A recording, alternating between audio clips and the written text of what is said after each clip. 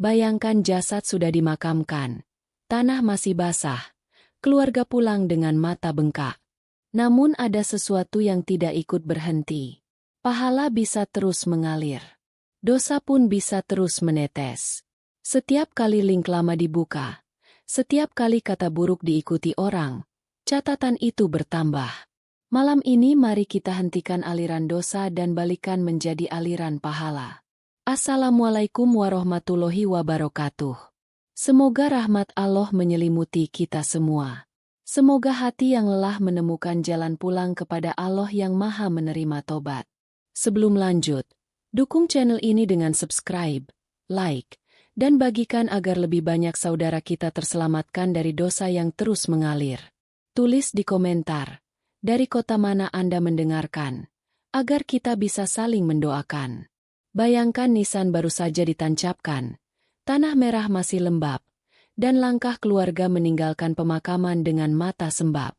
Di saat itu, buku amal memang ditutup dari gerak tubuh kita, tetapi jejak yang pernah dibiarkan hidup di dunia masih berjalan.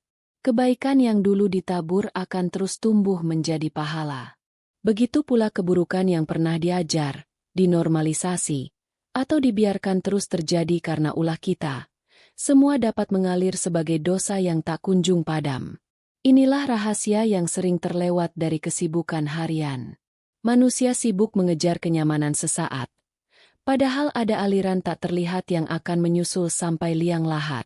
Agama menjelaskan bahwa amal manusia bisa berlanjut melalui dampak yang ditinggalkannya. Bila seseorang membangun kebaikan yang digunakan orang banyak, pahalanya mengalir meski ia telah pergi. Maka logika yang sama berlaku untuk keburukan. Bila seseorang meninggalkan kebiasaan buruk yang ditiru banyak orang, sistem curang yang terus menzalimi, atau ucapan yang menjerumuskan, maka arus dosanya pun berjalan. Dulu keburukan menyebar lewat bisik lisan dan tulisan terbatas. Kini penyebaran menjadi cepat, jauh, dan nyaris abadi. Satu unggahan dapat menembus ribuan gawai dalam hitungan menit. Sekali jempol menekan tombol bagikan, satu jejak berubah menjadi 1000 duplikat yang sulit dipadamkan. Karena itu, memahami konsep jejak adalah inti dari taubat yang cerdas. Taubat bukan hanya berhenti berbuat dosa hari ini. Taubat juga berarti memeriksa warisan yang sedang kita letakkan untuk esok hari.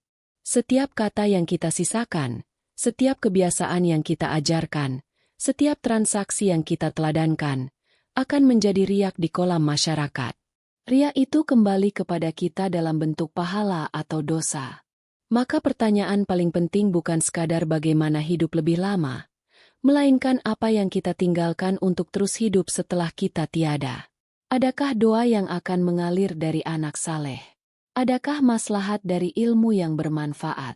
Atau justru ada tawa yang terbangun dari mengolok agama? Ada rasa sakit orang kecil akibat tipu daya berlapis janji. Ada sungai tercemar karena keputusan rakus. Semua itu menunggu penilaian yang adil di hadapan Allah. Bila hati mulai bergetar saat memikirkan ini, itulah tanda rahmat Allah mengetuk. Kegelisahan adalah lampu peringatan agar kita menepi dan memeriksa mesin hidup. Jangan tunggu ajal untuk tersadar. Jangan tunggu penyakit untuk berhenti. Hari ini juga, minta kepada Allah agar ditunjukkan jejak mana yang harus dibersihkan, kebiasaan mana yang harus diputus, dan kebaikan mana yang harus diperbanyak. Hanya dengan kesadaran itu, taubat tidak lagi sekadar penyesalan di bibir, tetapi menjadi langkah nyata yang menyelamatkan diri sendiri dan orang banyak dari aliran dosa yang panjang. Di zaman ini, satu kalimat bisa lebih tajam dari pisau dan satu klik bisa lebih panjang umurnya dari pengunggahnya. Banyak orang menganggap enteng unggahan yang membuka aurat, bercanda yang merendahkan, atau komentar yang menebar fitnah. Mereka lupa bahwa jejak digital ibarat tinta yang sulit dihapus.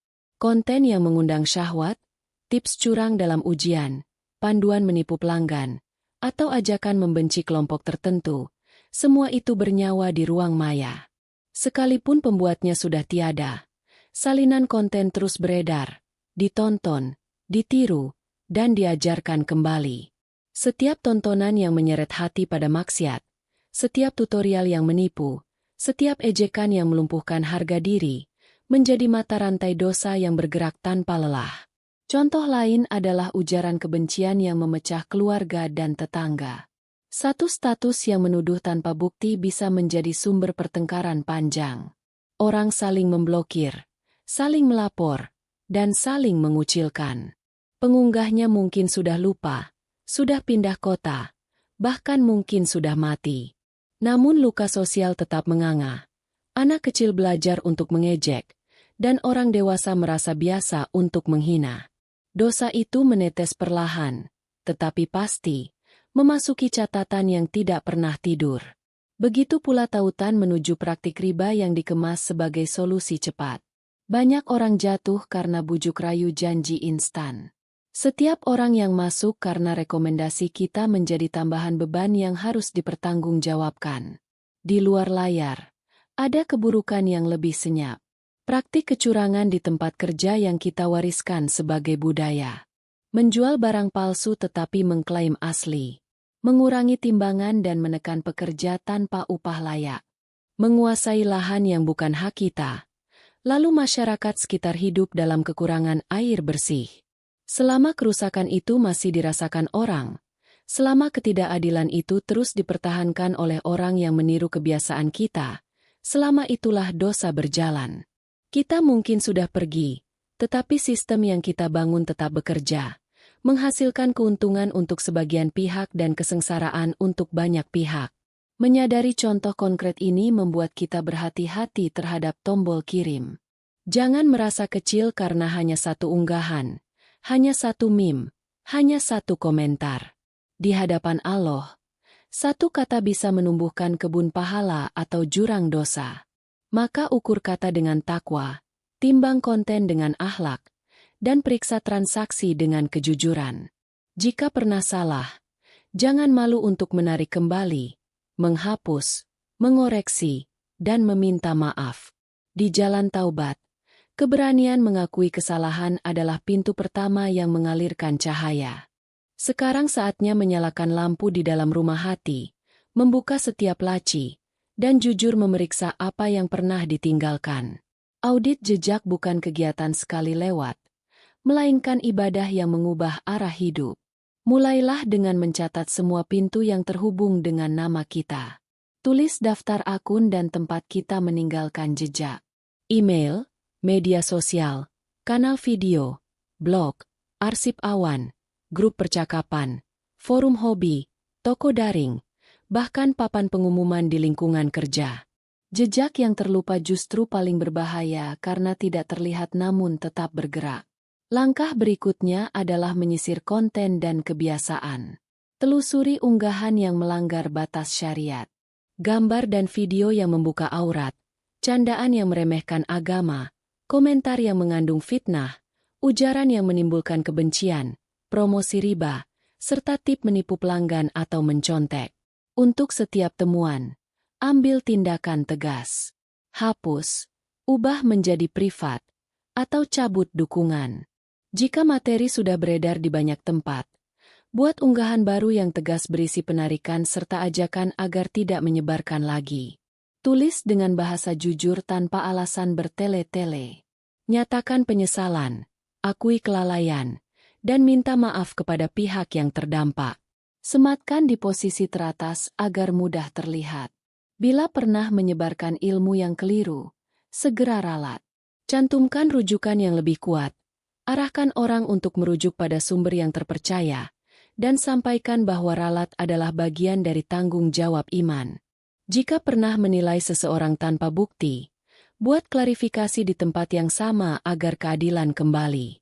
Ingat, menutup aib bukan menumpuk kebohongan.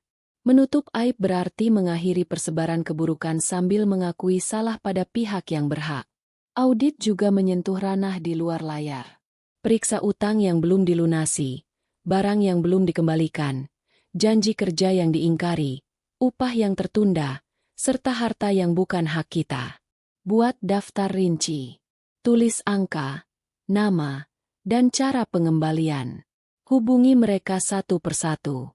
Bila belum mampu melunasi sekaligus, Ajukan cicilan yang realistis dan penuhi tepat waktu. Lebih baik kecil namun jujur daripada besar namun menguap. Untuk kerusakan yang kita sebabkan, susun rencana pemulihan. Jika pernah merusak mata air, ikut program bersih sungai. Jika pernah mengambil lahan tanpa hak, kembalikan dan minta halal. Jika pernah mengurangi timbangan, kembalikan kekurangan dan perbaiki standar kerja. Selanjutnya, periksa sistem yang mungkin kita wariskan. Kadang dosa mengalir bukan karena satu perbuatan, tetapi karena budaya yang kita bentuk. Budaya suap, kelicikan laporan, jam kerja yang menekan, bahasa kasar di kantor, atau kebiasaan merokok di ruang umum yang mengganggu orang lain. Ubah standar kerja menjadi jujur dan berbelas kasih. Buat kebiasaan baru yang memuliakan manusia. Terapkan pelatihan kejujuran bagi tim, sediakan saluran masukan tanpa takut, dan tetapkan aturan yang adil untuk semua. Agar mata rantai benar-benar putus, perlukan pagar pengaman. Atur ulang gawai dan kebiasaan. Hapus aplikasi yang memicu kemaksiatan. Batasi waktu layar. Ikuti akun yang membimbing pada kebaikan dan tinggalkan akun yang merusak hati. Pilih teman dunia maya yang menolong iman. Buat jam malam digital agar pikiran tenang dan ibadah lebih hidup. Pasang pengingat zikir di ponsel, jadwalkan tilawah, dan rutinkan sedekah harian agar aliran hati menguat ke arah yang benar. Terakhir, jembatani luka dengan keberanian. Datangi orang yang pernah tersakiti. Ucapkan maaf dengan rendah hati. Jangan membela diri. Jangan menyalahkan keadaan. Bila mereka marah, dengarkan. Bila mereka diam, hormati. Lalu tunjukkan komitmen nyata untuk memperbaiki keadaan. Ketika korban melihat usaha yang jujur, pintu maaf lebih mudah terbuka. Dan ketika pintu maaf terbuka, arus dosa yang lama mengalir dapat berhenti pada hari itu juga. Audit jejak bukan panggung untuk pamer kebaikan.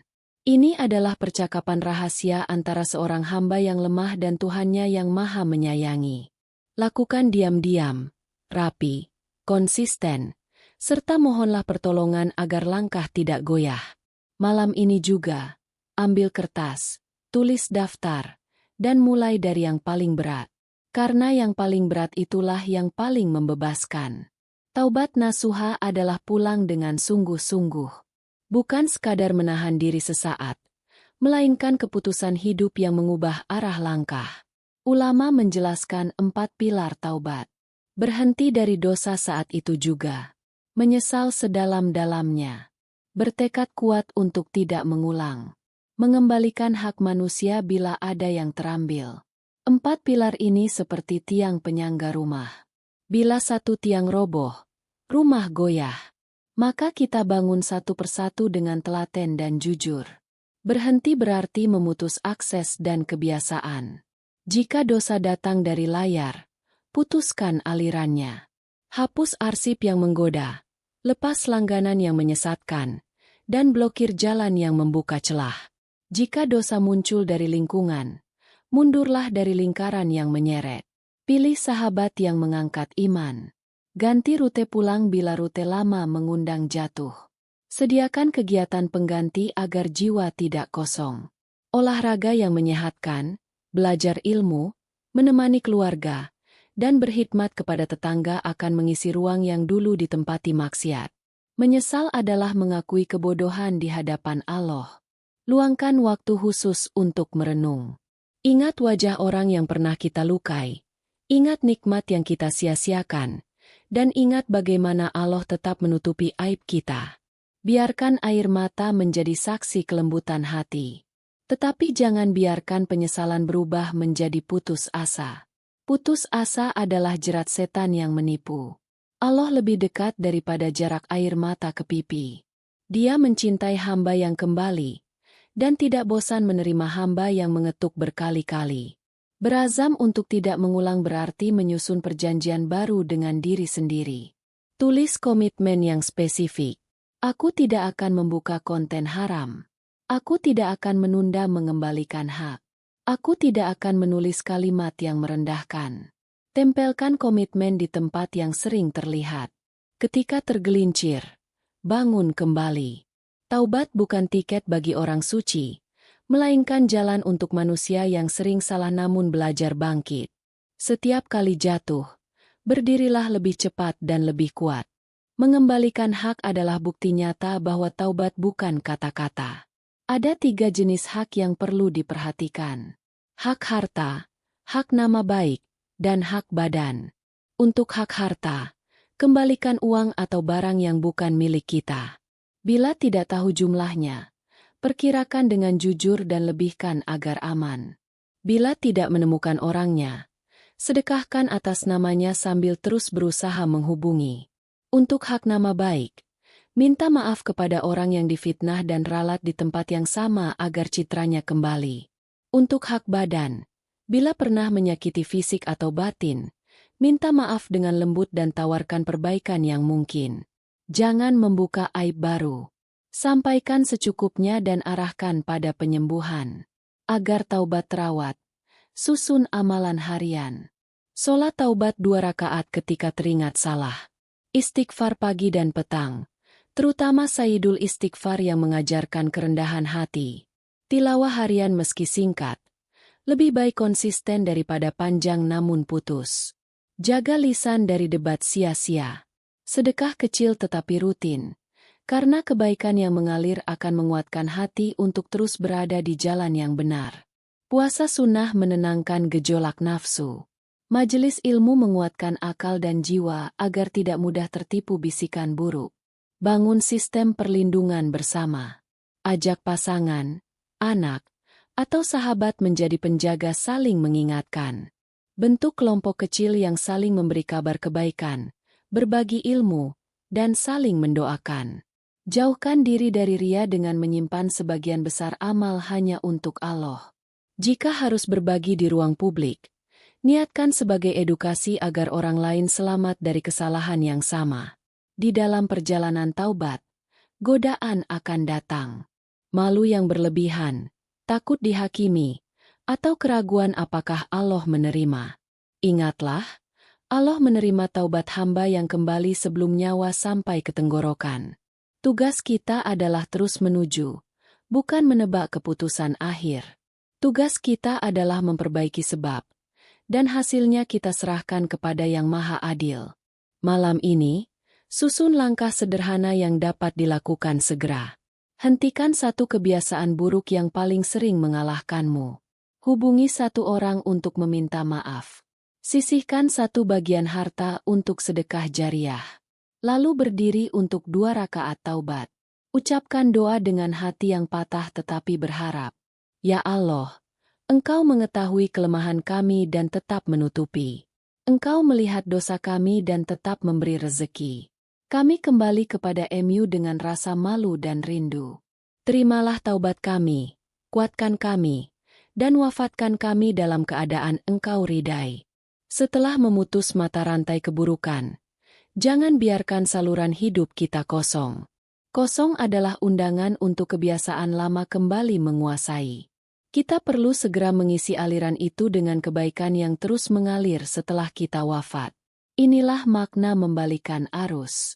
Bukan hanya berhenti berbuat salah, tetapi mengubah bekas luka menjadi sumber air yang menyegarkan banyak orang. Kunci utamanya ada pada 3 jalur. Sedekah jariah, ilmu yang bermanfaat, dan anak atau generasi saleh yang mendoakan. 3 jalur ini saling menguatkan seperti sungai yang menyatu menuju laut ampunan. Mulailah dari sedekah jariah yang paling mungkin dilakukan hari ini. Tidak harus besar. Sumur di kampung yang sering kekeringan. Rak buku mushaf di musala kecil pinggir jalan. Karpet sajadah yang nyaman agar lutut orang tua tidak perih saat sujud. Lampu yang menerangi jalan ke masjid. Beasiswa sederhana untuk 1 anak yatim agar bisa melanjutkan sekolah. Peralatan kebersihan untuk pesantren kecil. Semua yang terus dimanfaatkan akan terus menuliskan pahala untukmu.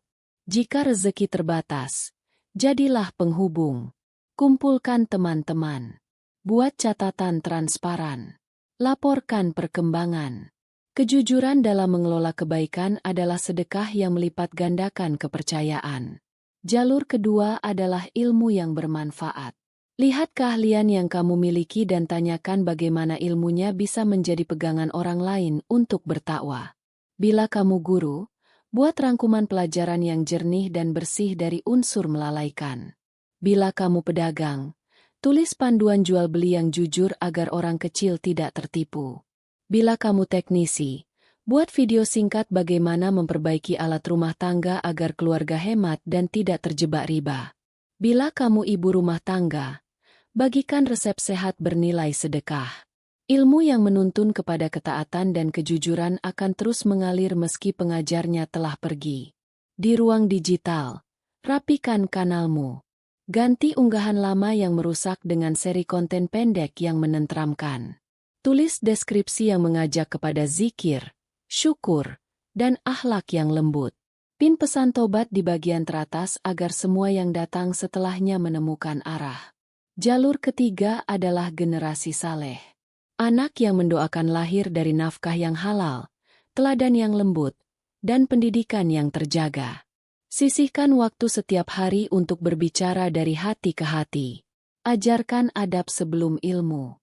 Jadikan rumah sebagai tempat yang jujur dan hangat. Ajak keluarga terlibat dalam proyek kebaikan. Menanam pohon sebagai wakaf hijau. Mengemas paket makanan untuk tetangga yang kesulitan. Membersihkan masjid bersama pada akhir pekan.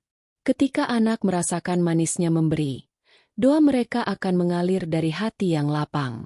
Membalikan arus juga berarti memperbaiki struktur kerja agar tidak menghasilkan dosa jangka panjang. Buat standar etika di tempat usaha. Tetapkan kebijakan anti riba. Sediakan kotak amanah untuk pekerja yang kesulitan. Adakan kelas keuangan sederhana agar tim terhindar dari pinjaman mencekik. Untuk konten kreator, susun pedoman editorial yang menjaga aurat, lisan, dan kehormatan orang. Berikan pelatihan agar tim paham nilai-nilai ini. Ketika sistem berubah, pahala jariah tidak hanya mengalir dari karya pribadi, tetapi juga dari setiap teladan yang diikuti banyak orang. Agar aliran kebaikan bertahan lama, buat peta jalan yang jelas. Tetapkan proyek 3 bulan, 6 bulan, dan 12 bulan. Ukur bukan hanya jumlah dana, tetapi juga perubahan akhlak. Adakah tetangga yang kini lebih dekat ke masjid? Adakah anak yang lebih sopan pada orang tua? Adakah tim kerja yang lebih jujur? Keberhasilan spiritual sering tampak tenang, tetapi tanda-tandanya nyata. Senyum yang mudah, lisan yang lembut, dan hati yang mudah memaafkan. Pada akhirnya, membalikan arus bukan proyek citra. Ini adalah cara kita menambal kesalahan lama dengan jembatan kebaikan yang kokoh. Biarlah kelak ketika tanah menutup tubuh, kebaikan tetap berjalan di langkah banyak orang yang merasakan manfaatnya. Sampai di sini kita telah memahami bahaya arus dosa dan jalan membaliknya menjadi pahala. Namun ilmu tanpa tindakan bagaikan peta tanpa langkah. Karena itu malam ini jadikan momen keputusan. Jangan menunggu esok, sebab esok adalah janji yang tidak selalu datang. Ambil nafas dalam. Sebut nama Allah yang Maha Pengampun, lalu jalankan 3 langkah sederhana namun menentukan. Pertama, hapus 1 jejak digital yang paling berisiko. Cari unggahan yang paling mungkin menjerumuskan orang lain. Tekan hapus dengan hati yang mantap. Kedua, hubungi 1 orang yang pernah engkau sakiti. Tulis pesan jujur meminta maaf dan menawarkan perbaikan. Ketiga, sisihkan sebagian harta untuk sedekah jariah pertama. Tidak harus besar. Yang penting segera dan tulus. Setelah 3 langkah itu, berdirilah untuk 2 rakaat taubat dengan wudu yang tenang. Lalu sujud lebih lama daripada biasanya agar hati lapang. Buat rencana 7 hari agar perubahan tidak padam. Hari pertama fokus pada kebersihan jejak digital. Hari kedua pada pengembalian hak dan janji. Hari ketiga pada penataan rutinitas ibadah harian. Hari keempat pada sedekah jariah kecil yang nyata. Hari kelima pada perbaikan hubungan keluarga. Hari keenam pada perbaikan etika kerja. Hari ketujuh pada evaluasi dan syukur.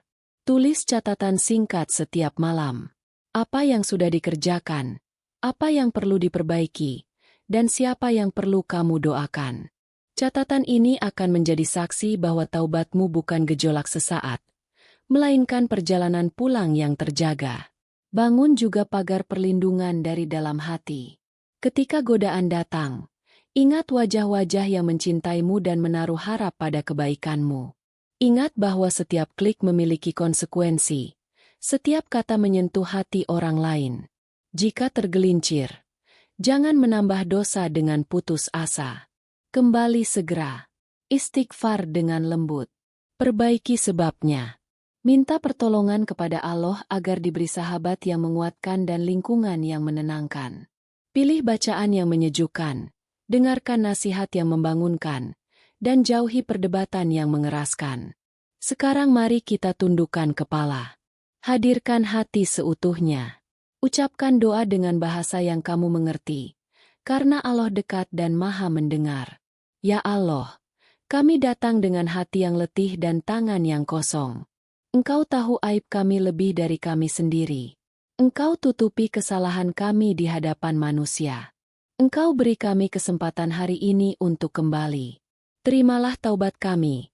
Ampuni dosa kami yang tampak dan yang tersembunyi, yang lama dan yang baru, yang kecil dan yang besar. Lunakan hati orang yang pernah kami zalimi agar memaafkan. Lapangkan rezeki kami agar bisa menunaikan hak-hak manusia. Jadikan lisan kami jujur, mata kami terjaga, tangan kami ringan memberi, dan langkah kami menuju masjid. Tumbuhkan dari keluarga kami generasi yang saleh, yang mendoakan kami ketika kami tiada. Bila nanti ajal datang, wafatkan kami dalam keadaan Engkau ridai. Jadikan kubur kami taman yang sejuk. Putuskan arus dosa dari diri kami selamanya dan alirkan pahala dari kebaikan yang Engkau izinkan. Jauhkan kami dari ria dan sombong. Tuntun kami agar ikhlas dalam setiap amal. Dan pada hari kami dibangkitkan, kumpulkan kami bersama orang-orang yang Engkau cintai. Amin. Terima kasih telah menyimak hingga akhir. Malam ini adalah milikmu. Satu langkah yang Engkau ambil bisa mengubah sisa hidupmu. Setelah video ini usai, kerjakan 3 langkah itu sekarang juga. Semoga Allah meneguhkan hatimu dan menjadikan perjalanan taubatmu sebagai kisah indah yang menyelamatkan banyak jiwa. Alhamdulillah, sahabat semua, kita sudah sampai di akhir pembahasan.